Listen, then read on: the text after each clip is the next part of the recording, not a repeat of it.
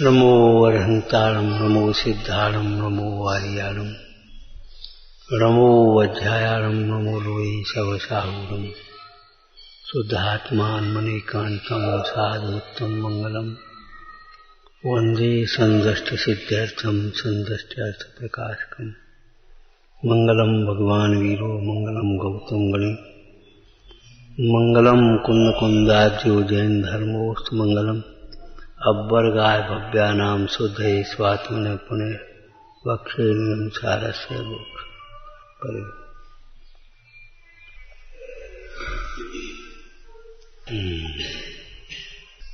सहज परमं तत्वं तत्वेषु सप्तसु निर्मलं सकल विमल ज्ञानाभासं निरावरणं शिवं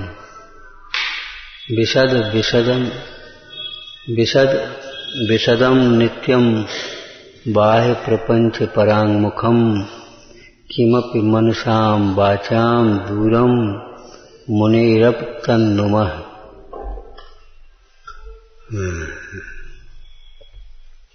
मुनिराज पद्म प्रमलधारी देव नियमसार जी की टीका करते हुए आलोचना अधिकार में कहते हैं। परम आलोचना क्या मतलब हुआ? परम निर्दोष होने की विधि। जिस विधि से, जिस परिणाम से सूक्ष्म दोष भी उत्पन्न न हो, पूर्ण निर्दोष परम निर्दोष, परम आलोचना।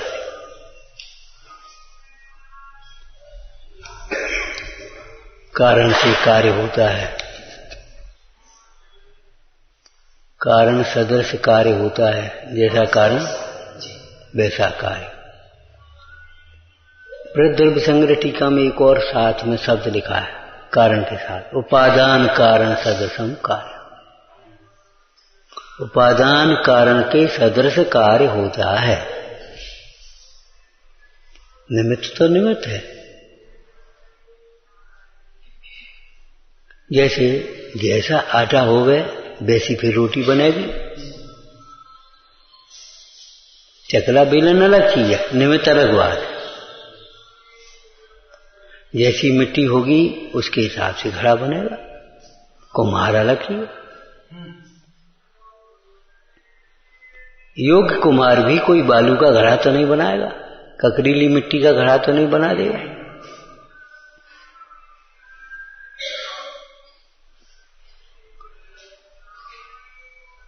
तो परम आलोचना रूप परिणति के लिए, अर्थात परम निर्दोष परिणति के लिए परम निर्दोष तत्व चाहिए।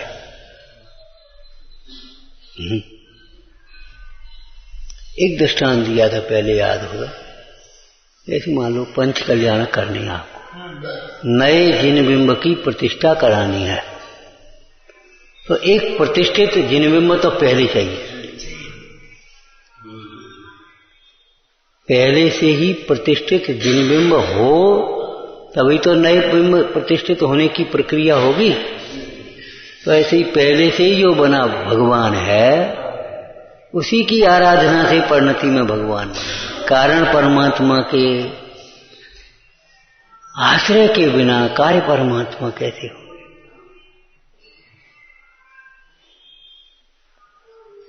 उस तत्व की चर्चा करते हैं। सहज परमम तत्वम। ऊपर के छंद में भी ये शब्द थे, तब एक बात कही थी। प्राय लोगों को जो सहजता से प्राप्त हो उसकी महिमा नहीं आती। वो नहीं बोलते ठीक है चाहे जब कर ले, चाहे जब, वो तो सहज है। लेकिन नहीं, सहज भी है, उत्कृष्ट भी है। सहज परमम तत्वम, ये आत्म तत्व सहज भी है और उत्कृष्ट भी है। तत्वेश सप्तसु निर्मलम, 7 तत्व प्रयोजनभूत। जैन लोग जानते ही, जैनों के ही दर्शन में ये प्रयोजनभूत तत्वों की चर्चा है।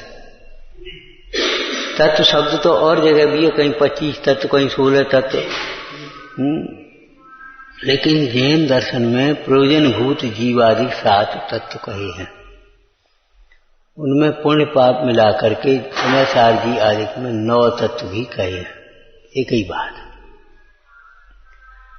उन 7 तत्वों में मूल तत्व क्या है? जीव तत्व। ये ऐसा तत्व है जिसके बिना अन्य तत्वों की कोई व्याख्या ही नहीं हो सकती। अन्य तत्व को समझा ही नहीं जा सकता। जैसे अजीब तत्व किसे कहेंगे? आप कहोगे शरीर अजीब है, पुद्गल, वो हम नहीं पढ़ रहे। हम कहे अजीब किसको कहेंगे? न जीवम अजीवम। अजीब तत्व का मतलब है जो जीव नहीं है। अब जीव के बिना अजीब को कैसे कहोगे? जब कह भी नहीं पाओगे तो समझ कैसे पाओगे? जब कह भी नहीं पाओगे जीव के बिना अजीब, तो समझ कैसे पाओगे? ये बताओ। कुछ भाव समझ में आया?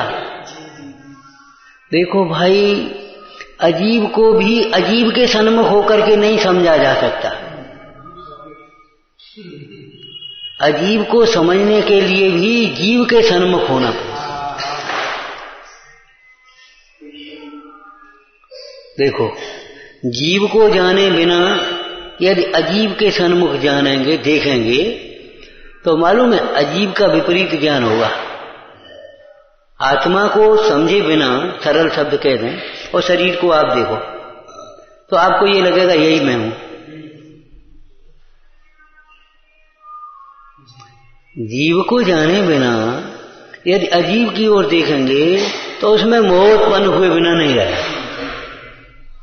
ये बड़ी गंभीर बात है और बहुत सुंदर बात है और अपने लिए न्याय की भाषा में प्लस पॉइंट है ये कि जो परद्रव्यों के प्रति जो मोह होता है उसका कारण परद्रव्य नहीं है।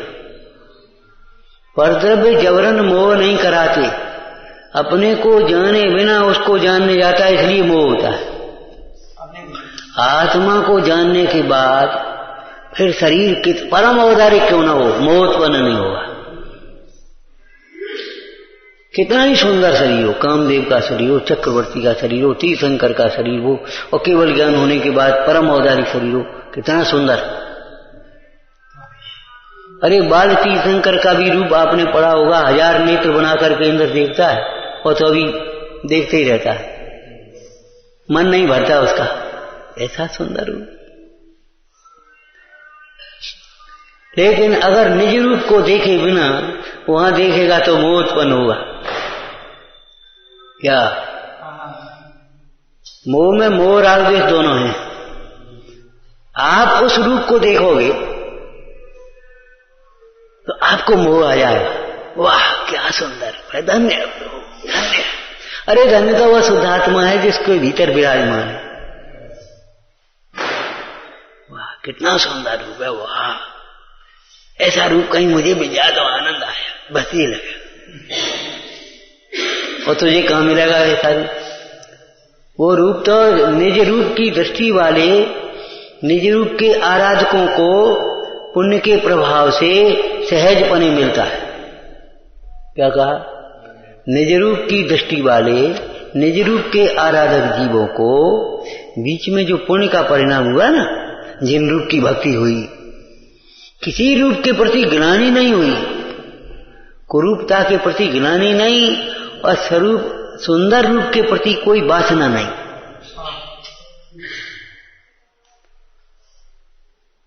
ऐसा वैराग का परिणाम उन जीवों को ऐसा सुंदर रूप मिल जाता है। रत्नकंठ सावकाचार्य में सुंदर रूप का कारण क्या लिखा? भक्ते सुंदर रूपम, भक्ते सुंदर रूपम। जो जिनेन्द्र देव के भक्त हैं, जिन भक्ति जिनके हृदय में है, और जिनेन्द्र देव के भक्त कौन है, इसी में भक्ति अधिकार में आएगा। वे भक्त हैं, भक्त हैं, निरंतर भक्त हैं। आया निज परमात्मा तत्व की जिन्हें दृष्टि हुई है, श्रद्धान हुआ है, निज परमात्म तत्व की भावना हुई है, वे निरंतर भक्त हैं। उनके हृदय में घंटे 2 घंटे भक्ति गा लेते हैं ऐसा नहीं है, उनके हृदय में निरंतर भगवंतों की भक्ति वर्तती है। भक्ति वर्तती है इसका मतलब समझ गए क्या?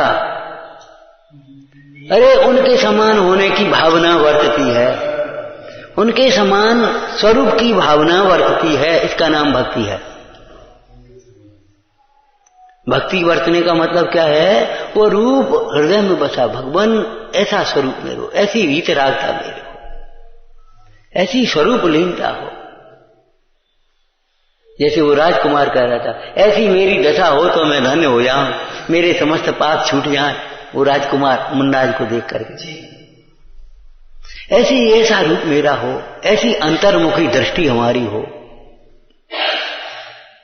ऐसी एकाग्रता हो, ऐसी निशंकता हो। अब आप घटाते जाओ, भक्ति का मतलब क्या है? ऐसी निशंकता होना। देखो एक बात आ गई तो बीच में कह दी मैं, सम्यक दर्शन के अंग है ये, निशंकता, निर्वांछकता, निर्विचिकित्सा, और सारे अंग बहुत महत्वपूर्ण है। अंग के बिना अंगी कहां? एक निर्विचिकित्सा नाम का भी अंग है। किसी साधर्मी से कोई दोष बन गया तो उसे उसी हीन दृष्टि से नहीं देखते रहना, कभी ये बात बना लेना, ध्यान रखना। बस गिर जाएगा वो, स्थितिकरण नहीं हो पाएगा, ऊपर चल गिर जाएगा वो नीचे। जैसे आपका एक अंगूठी थी, नीचे गिर गई नाली में। अब अंगूठी गिर गई तो ऐसे छोड़ेंगे तो है नहीं, उसको जैसे तैसे उसको किसी लकड़ी वकड़ी से निकाली, धोई, और धो करके अब मन नहीं माना तो तपा ली, थोड़ी सी तपा ली, शुद्ध हो गई।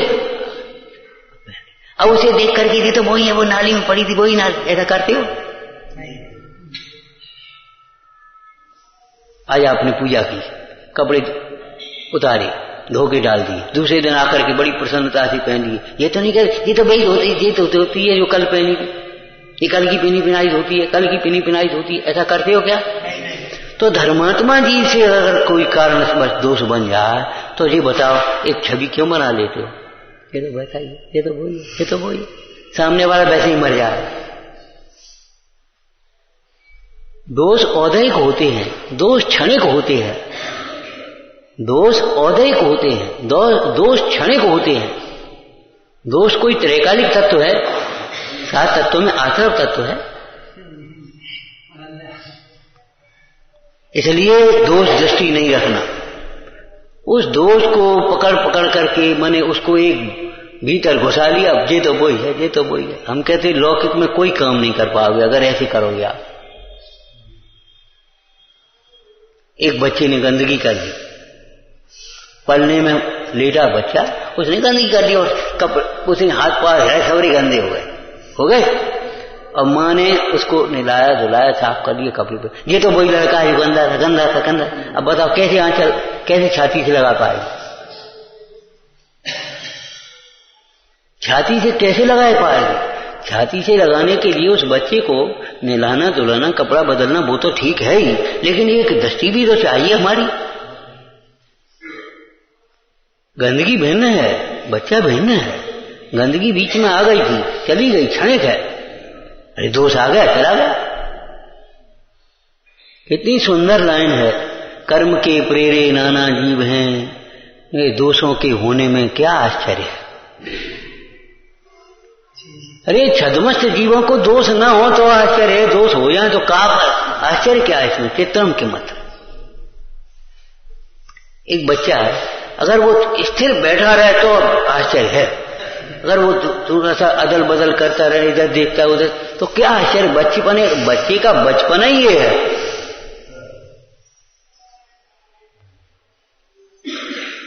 विचार करो, दोषों के होने में क्या आश्चर्य? हम कहते तुमसे कौन से दोष नहीं हुए, हमसे कौन से दोष नहीं हुए? इस परिवार को क्यों देखते हो? अनादि से देखो, अनादि काल से साथ में नरक जाने योग्य भाव भी हुए होंगे कितनी बार। स्वर्ग जाने वाले भाव भी हुए, त्रियंश जाने वाले भाव भी हुए, स्त्री पर्याय में जाने वाले भाव भी हुए, नपुंसक पर्याय में जाने वाले भाव भी हुए। पुरुष बिना भावों के गए ये पंच परावर्तन क्या? हो गए, चले गए। अब आप महावीर भगवान को आज मुख्य कल्याणक मनाया कल आपने। अब जी कहो ये तो बेयन ने 363 चलाए थे, ये कोई तरीका है तुम्हारा बोलने का, सोचने का? ये तो बेयन ने 363 मत चलाए थे, बड़ा जिद्दी, भगवान की नहीं मानी आज ना। अरे भाई वो पर्याय गई, वो पर्याय गई, आया बदल गई। ये निर्विशिक्षा अंग का पालन होना चाहिए अपने जीवन में। मूड मत बनो, किसी की बातों में मत आया, जिन वचनों को संधान करो, जिन वचनों को समझो। बड़े से बड़ा दोष हो, मिथ्या से बड़ा तो कोई दोष है नहीं, बड़े से बड़ा दोष हो तो अभी गिलानी करने लायक नहीं है। अरे भाई दोष से गिलानी करो, दोषवान जीव, जीव भिन्न कथनचित भिन्नता है कि नहीं, उस जीव से गिलानी मत करो दोष के कारण। वो दोष तो कहो तुमसे पहले मुख चलाया, वो जीव अंजन निरंजन हो गया कि नहीं हो गया? और तुमको ये तो वही है, ये कोई बात नहीं। ये हमारे व्यवहारिक जीवन में बहुत बड़ी कमजोरियां हैं। किसी से कोई गलती आज हो जाए तो हम पकड़ करके तहाँ तक उसको एक तरह का क्या बोलते शब्द तुम्हारा, इतना हीन भावना पैदा कर देंगे, ऐसे हीन देखेंगे बेचारा टूट जाए, और बस हम अपने को सब दृष्टि धर्मात्मा निर्दोष मान बैठे। भैया निर्दोष तो शुद्धात्मा होता है, निर्दोष तो शुद्धात्मा होता है, और शुद्धात्मा में लीन है वे ही पूर्ण निर्दोष है। शुद्धात्मा दृष्टि के बिना निर्दोषता का प्रारंभ ही नहीं होता। शुद्धात्मा दृष्टि हो जाए वो निर्दोष दृष्टि है, शुद्धात्मा की अनुभूति वह निर्दोष ज्ञान है, शुद्धात्मा में लीनता वह निर्दोष आचरण है, और शुद्धात्मा में लीन होने पर जो प्रभुता प्रकट हुई वह निर्दोष प्रभुता, भगवान की प्रभुता निर्दोष प्रभुता है। ये पुण्य के उदय की प्रभुता होता निर्दोष नहीं है, ये क्षणिक है, विनाशी के क्षणभंगुर है, मद को उत्पन्न करने वाली है, पाप का कारण है। ये वीतरागी प्रभुता निर्दोष प्रभुता है। जिस बल से ये पहलवान बनते हो हैं, जिस बल से विकार नहीं जीत पाते, वो कोई बल है?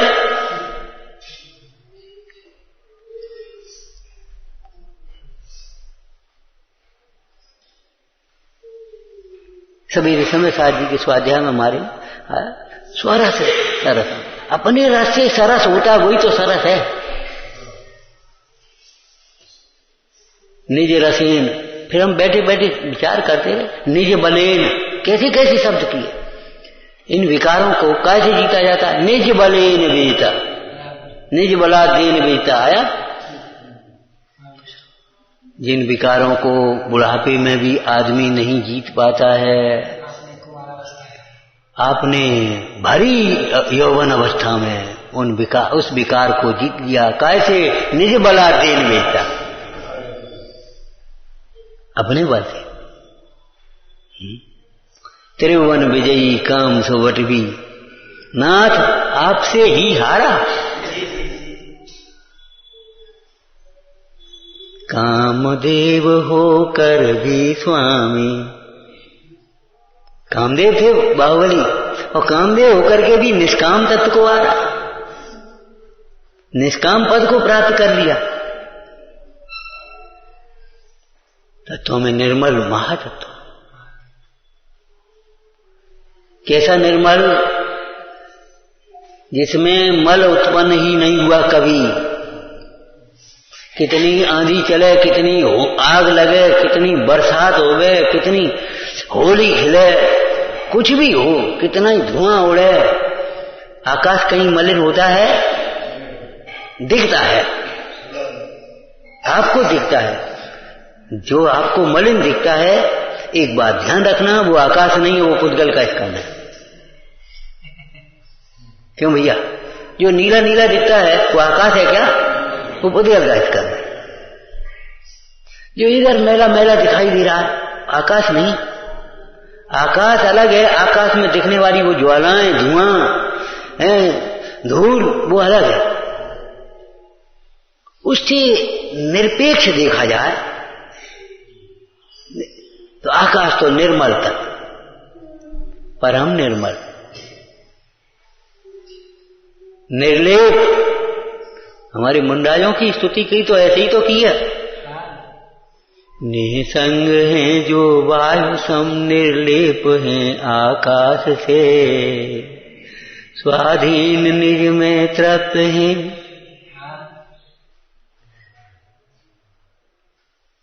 स्वाधीन निज में तृप्त हैं।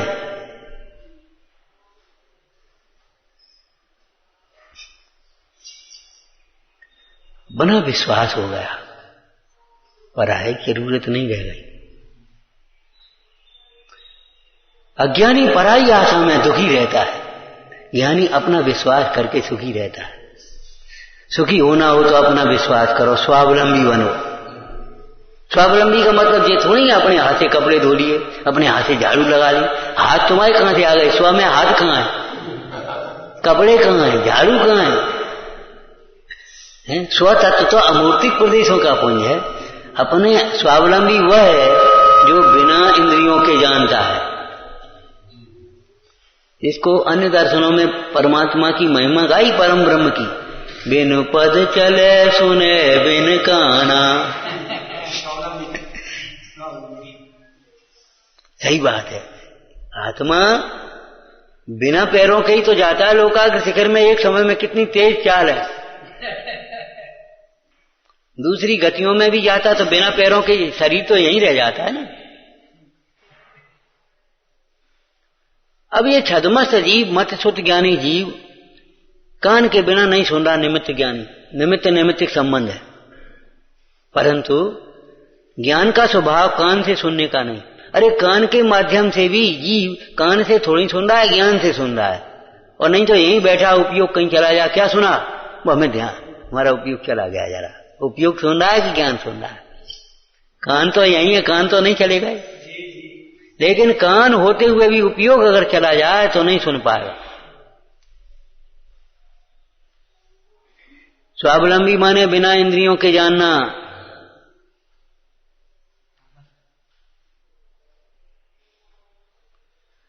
बिना विषयों के सुखी रहना, स्वयं को स्वयं में अनुभवते हुए आनंदित रहना, ये स्वावलंबी जीवन है। बिना गाड़ी के पैदल चल लेना, ये तो स्थूल स्वावलंबन की बात है। हमें गाड़ी वाड़ी की जरूरत नहीं, हम तो उठे अपना पैदल चलते हैं। पैदल यात्रा करी हमने पूरे भारत की, ठीक है भाई करी होगी, हम ये नहीं कह रहे, लेकिन जिन पैरों से करी वो पैर तुम्हारे तो नहीं। यहां बैठे बैठे लोग, सारे लोग की यात्रा, लोकव्यापी ज्ञान होता है कि नहीं? यहां बैठे बैठे निजानंद में लीन रहते रहते सकल लोकालोक को युगपथ प्रत्यक्ष जानते हैं। बोलो इसके बड़ी यात्रा क्या होगी? मोक्ष मार्ग, मार्ग यात्रा मालूम है कितना है? मोक्ष मार्ग माने मार्ग दो में होता है, लेकिन ये मार्ग अलौकिक मार्ग है, अपने से अपने तक। अमान से ग्वालियर नहीं, ग्वालियर से भिंड नहीं, बंबई से दिल्ली नहीं, दिल्ली से दिल्ली, और दिल्ली में भी दो नहीं, आत्मा से आत्मा माने एक ही आत्मा। यहां से लेकर वहां तक भी नहीं, यहां से बस यहीं तक। अब बताओ मार्ग माने क्या है? मार्ग कहा जाता है, इसके बिना कोई उपाय नहीं है कहने का, लेकिन मार्ग ये मार्ग नहीं है, मार्गो पाया, उपाय को मार्ग कहते हैं। ज्ञान वही मार्ग है। तो ऐसा निर्मल तत्व है। बताओ, अजीब को आप जीव के बिना कह नहीं सकते, आश्रव को जीव के बिना कह नहीं सकते। आश्रव किसे कहेंगे? कहो, पहले जीव कहना पड़ेगा आपको, उसके बिना नहीं कह पाओगे। जीव के जिन परिणामों से जीव के प्रदेशों में कर्म वर्गना आती हैं, जीव आया ना। अब जब कहा नहीं जा सकता, समझा कैसे जाओगे? जीव के लक्ष्य से जब आश्रव को समझा जाता है तब समझ में आता है ये आश्रव भिन्न है और मैं भिन्न हूं, आश्रव हे है और मैं उपाधि हूं। तब अपना उपयोग आश्रव से विरक्त होता है और अपने में रक्त होता है और अपने में रम जाता है, निराश्रव हो जाता है। स्वाश्रय से आश्रव का ज्ञान भी होता है और आश्रव का अभाव भी होता है। स्वाश्रय से मोक्ष का ज्ञान भी होता है और मोक्ष का प्राप्ति भी होती है।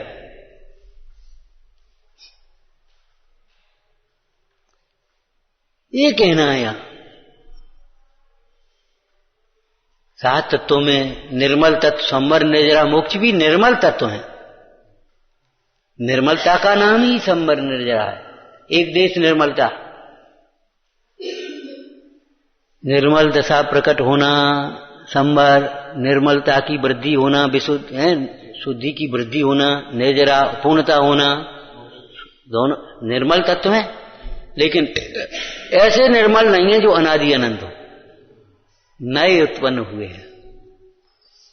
आत्मा ऐसा निर्मल तत्व है, प्रागेव शुद्धम, अनादि से ही वो निर्मल है, उसमें मलिनता हुई ही नहीं है।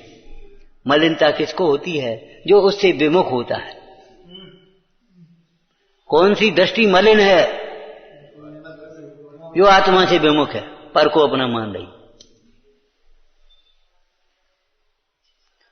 और कौन सी दृष्टि निर्मल है कि अपनी दृष्टि अपनी ओर हो गई तो निर्मल हो गई, और कोई बात ही नहीं। सकल विमल ज्ञान आवासम, और ज्ञान का आवास है। आवास स्थायी निवास, प्रवास नहीं है, ये 2-4 दिन का आवास है। सकल विमल ज्ञान आवासम, सकल विमल ज्ञान, विकल विमल ज्ञान, नंबर 1 ज्ञान, नंबर 2 विमल ज्ञान, फिर सकल विमल ज्ञान। समझ में आया? ज्ञान मत श्रुत अवध मन परे केवल ज्ञान है ना, और सहज ज्ञान साथ में ज्ञान हो गया। अब विमल ज्ञान का मतलब सम्यक ज्ञान, मिथ्या ज्ञान नहीं आएगा उसमें, मिथ्या ज्ञान का निषेध हो गया। और फिर विकल ज्ञान में अवधि ज्ञान मन परे ज्ञान, और सकल ज्ञान में केवल ज्ञान। सकल विमल ज्ञान आवासम, आवास से पर मिलो जाकर के। साहब से मिलना होता कहीं, वो आप घर पे मिल जाओ, जाओ चले जाओ, कर देते ना। ऐसे ये केवल ज्ञान से मिलना कहां मिलोगे? आ जाओ भाई। और देखो कोई टाइम लेने की, कोई अपॉइंटमेंट लेने की जरूरत नहीं है, चाहे जब आ जाओ, और किसी सिफारिश की जरूरत नहीं है। और ध्यान रखना किसी को संग लेके आ नहीं पाओगे, बिल्कुल अकेले आ जाओ, आ जाओ अकेले। और निरावरणम, कोई पर्दा रख नहीं पाओगे। ध्यान रखो, जो छिपाने की पर्दा रखते हैं, छिपाते हैं, वे जीव इस मार्ग के पात्र नहीं है। ध्यान रखना, इस मार्ग में भाई छिपाने लायक नहीं है कुछ, छिपाने की जरूरत भी नहीं है। कर्मोदय से जो दोष होते हैं, उन दोषों को भी श्री गुरु से स्वयं शिष्य निवेदन करके प्रायश्चित मांगते हैं। ये नहीं है उनसे कहा जाए भैया हाँ वो गलती हो गई, बस खत्म, जैसे कछु भाव ही नहीं। मार्ग नहीं मिलेगा, बस सीधी बात है। तुम सोचते अपने को चाहे कुछ भी रहो, मार्ग नहीं मिलेगा। मार्ग मिलेगा सरलता से, निष्कपट आलोचना, शब्द का लिखा है निष्कपट आलोचना। तो निरावरण ज्ञान है, केवल ज्ञान निरावरण है, और सहज ज्ञान भी निरावरण है। और आपका जो सामान्य ज्ञान है ना, जिसको कारण ज्ञान भी हम कह सकते हैं, अथवा एक अक्षर ज्ञान भी कह सकते हैं, अलग अलग उसके थोड़ा थोड़ा भेद है, वो विषय हम यहाँ अभी नहीं कह रहे, वो भी निरावरण है। माने ज्ञान का अंत ऐसा है, वो कभी अभाव नहीं होता। निगोदिया में भी है, अगर उसका अभाव हो जाए तो जीव की पहचान ही खो जाए। राग का तो संपूर्ण अभाव हो जाएगा मोक्ष में, राग का भाव हो जाएगा अनंत अवस्था में, 12वें गुण स्थान में, लेकिन ज्ञान का भाव नहीं होगा कहीं भी, निरोध में भी। पर्याय की बात कर रहे हैं।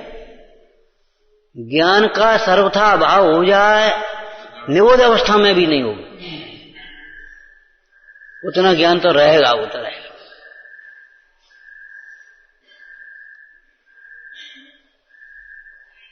निरावरण होने के लिए निरावरण तत्व का आश्रय। हमारे मुनीश्वर भी निरावरण है, निरावरण ही तो है।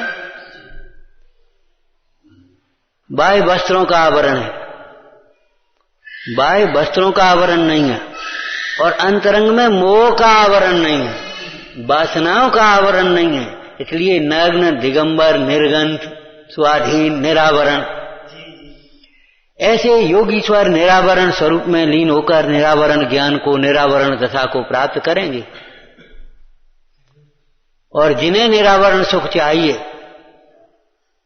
निरावरण ज्ञान चाहिए, उन जीवों को इसी तत्व को समझने के लिए जीवन में संकल्पित हो जाना चाहिए।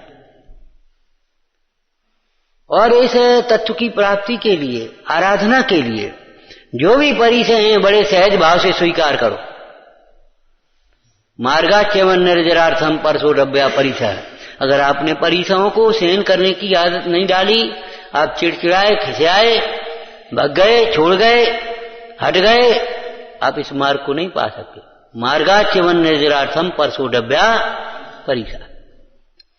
हम मुनिराज कहते हैं उमा स्वामी आचार्य क्या कह रहे हैं?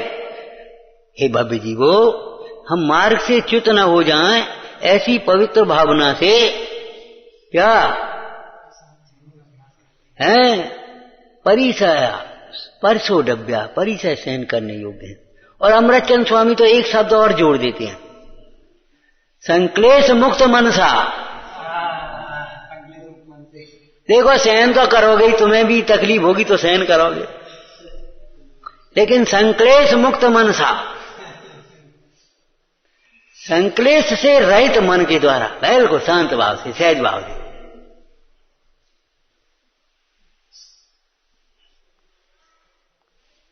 तकलीफ को ऐसे सहन करो मानो कोई तकलीफ ही नहीं है, उसी का नाम सहन करना है।